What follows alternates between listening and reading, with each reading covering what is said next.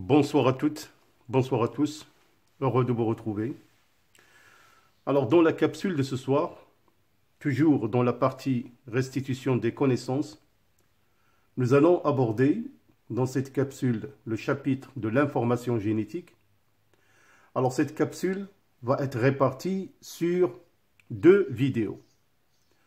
Alors une partie qui va vous permettre d'établir quelques définitions, bien évidemment avec un rappel de cours, et une autre partie va comporter le choix des propositions parmi d'autres. Alors tout d'abord, je vais vous lire la première partie. Je vous laisse le temps d'essayer avant de voir la solution.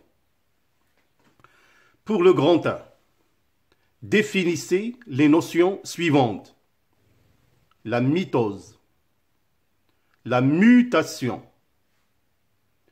et le grand 2, donnez deux caractéristiques du code génétique. Donnez deux caractéristiques qui distinguent l'ADN de l'ARN messager. Comme je vous ai dit, je vous laisse le temps d'essayer et nous allons passer à la résolution. Alors, nous allons répondre à la première question, donc définition de la mitose. La mitose, c'est la division de la cellule mère en deux cellules filles identiques ayant la même information génétique. Le comportement des chromosomes permet de distinguer 4 phases au cours de la mitose. Alors ces 4 phases, je vais essayer, comme rappel de cours, de les montrer sous forme de schéma. Ça vous permet de mieux connaître de près les 4 phases caractérisant la mitose. Alors, la première phase, appelée la prophase. Alors voilà une partie de la prophase. On a utilisé une méthode de coloration pour permettre de distinguer la condensation de la chromatine qui va se transformer en chromosome. Donc ça, c'est le début de la prophase. Voilà une autre méthode de coloration qui permet de distinguer vraiment les chromosomes pendant cette phase.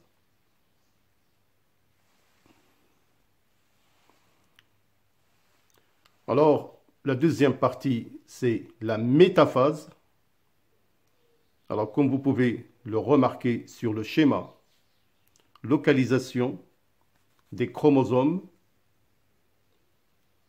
au niveau de l'équateur de la cellule, formant ce qu'on appelle la plaque équatoriale.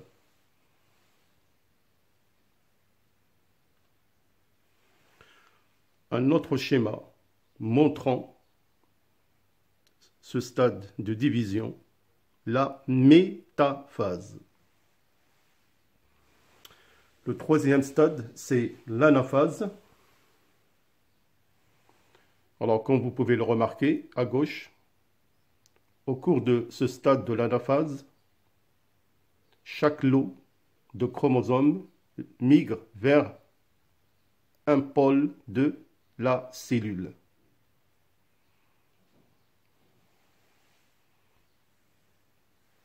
Voilà un autre schéma montrant ce stade de l'anaphase.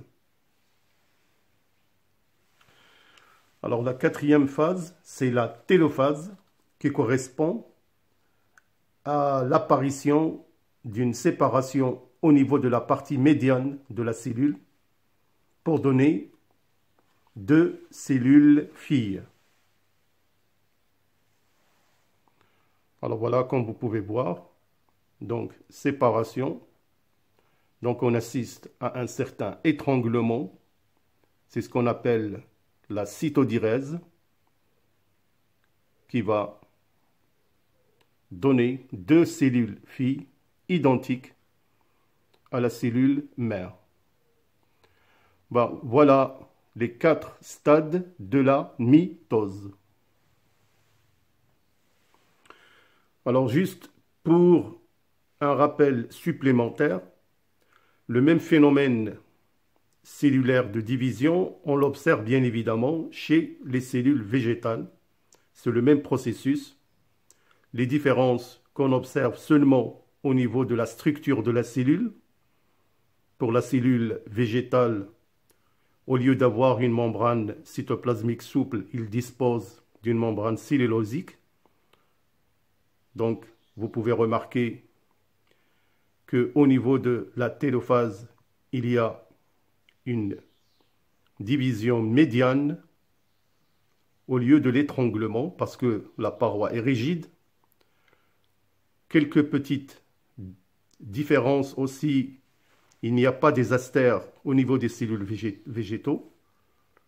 Donc, mais sinon, le processus de division est identique, que ce soit chez la cellule animale ou la cellule végétale.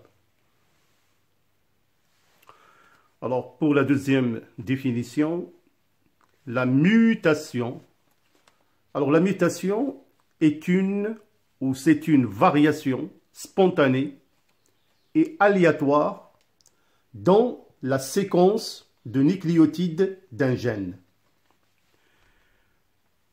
Alors, pour mieux connaître le phénomène de la mutation, je vais bien évidemment vous faire un petit rappel concernant ce processus et quelles sont les conséquences qui peuvent avoir lieu au niveau d'un organisme.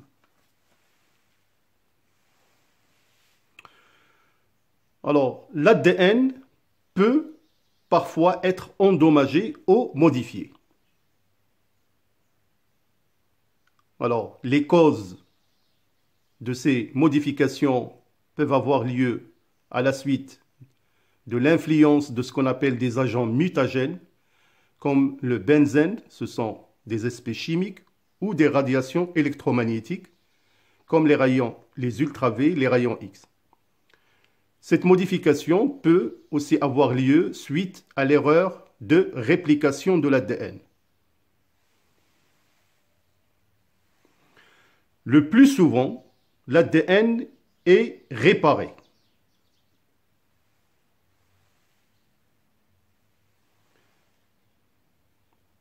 Donc, il y a tout un système enzymatique de détection et de réparation des erreurs. Donc, le plus souvent, la cellule répare ces modifications. Mais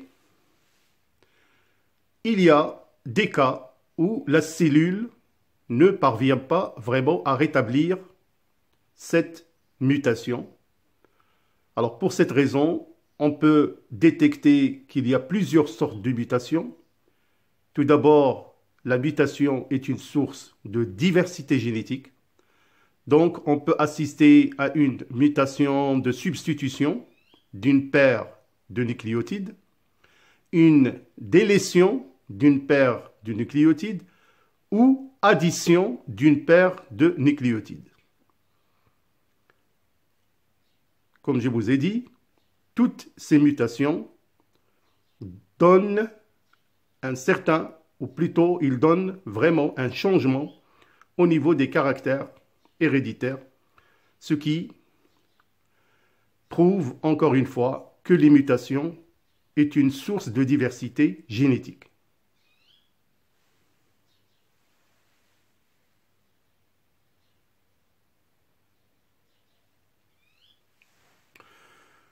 Alors la deuxième question, deux caractéristiques du code génétique. Tout d'abord, un petit rappel. Le code génétique définit la correspondance entre la séquence nucléotidique de l'ARN messager, et donc celle de l'ADN, et la séquence en acide aminé de la protéine. Alors, donc, les deux caractéristiques. Alors, donc, deux caractéristiques du code génétique. Il est universel, c'est-à-dire, il est valable pour tous les êtres vivants, bien évidemment, sauf quelques exceptions. Il est redondant, c'est-à-dire, plusieurs codons codent le même acide aminé. Alors voilà un tableau représentant le code génétique. Comme je vous ai dit, donc, il y a plusieurs codons qui codent pour un même acide aminé. Donc c'est pour ça qu'on a dit qu'il est redondant. Notez aussi que il y a des codons non-sens, c'est à leur niveau où s'achève ou s'arrête la synthèse des protéines au niveau du cytoplasme.